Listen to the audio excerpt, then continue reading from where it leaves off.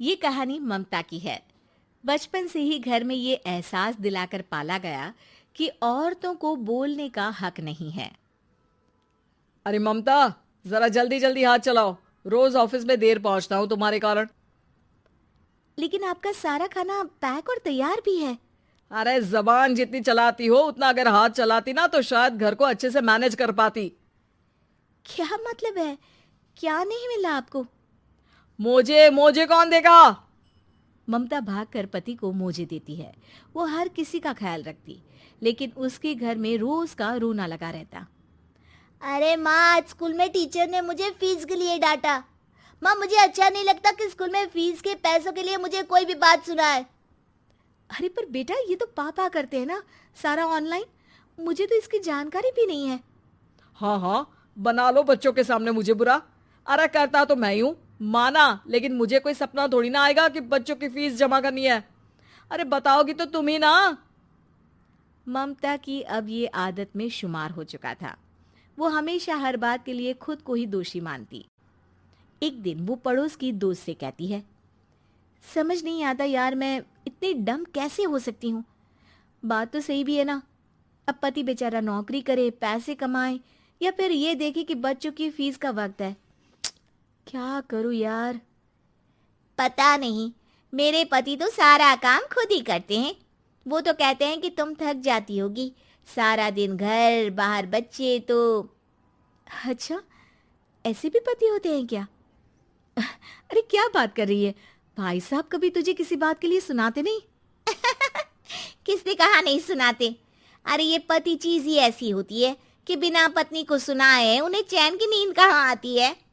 तो तू भी परेशान रहती होगी कि कैसे, क्या, कब भूल गई। अरे वो तो मुझे बस इस बात के लिए ताना देते हैं कि मैं वक्त पर खाना क्यों नहीं खाती या पार्लर जाकर अपनी साज सज्जा क्यों नहीं करवाती। पड़ोसन बोल ही रही होती है कि ममता के बेटे की आवाज आती है। अरे माँ, क्या हो गया? लग नहीं रहा कि आज आप मुझे पानी भी देगी। अरे कब से खाने के लिए वेट कर रहा हूँ। अरे यार, मैं चलती हूँ। बेटा खाने के लिए वेट कर रहा है, मैंने उसे खाना भी नहीं दिया। अरे 12वीं में पहुंच चुका है तुम्हारा बेटा, उसे बोलो खुद पानी लिया करे। मैंने तो अपने बच्चों को काम करना सिखाया है। अरे यार, खुद की भी तो कोई लाइफ है।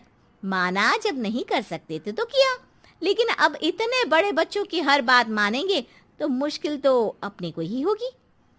ममता को पड़ोसन की बात में दम तो लगता है, लेकिन करे क्या, आदत भी तो खुद ही ने डाली थी।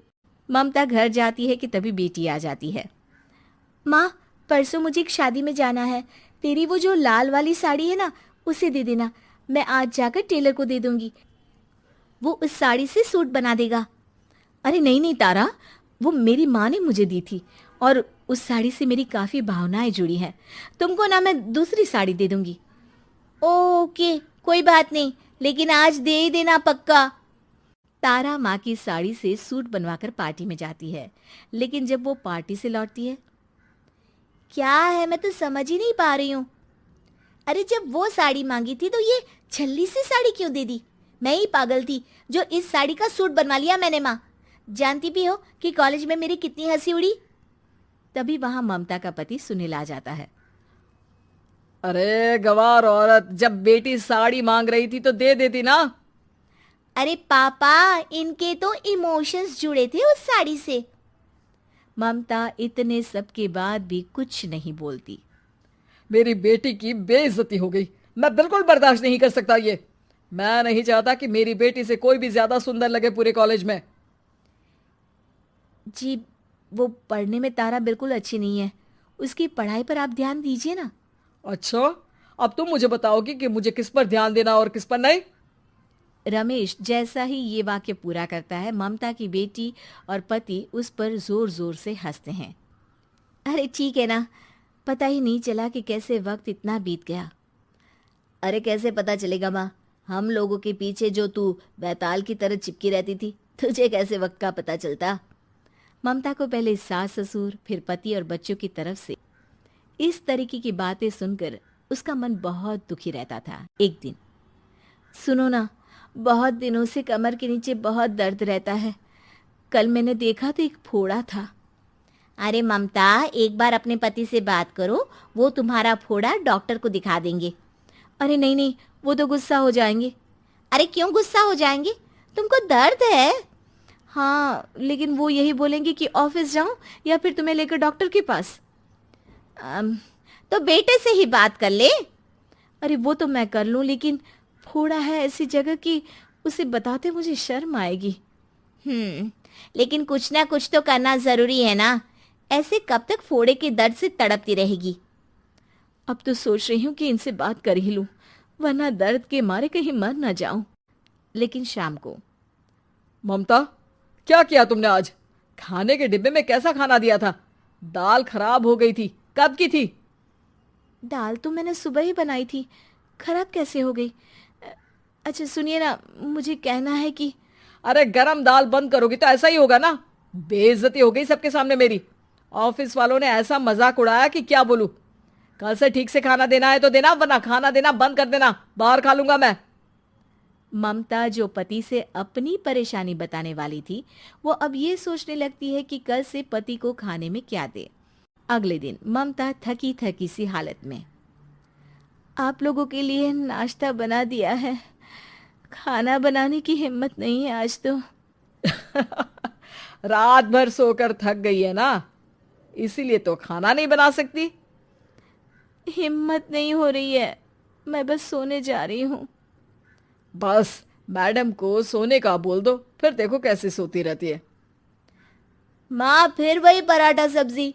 अरे हमारे साथ के दोस्त एक से बढ़कर एक नाश्ता खाना लेकर आते हैं, आप तो बस। सभी घर से निकल जाते हैं, लेकिन जब शाम को बेटा घर आता है तो घर में अंधेरा रहता है।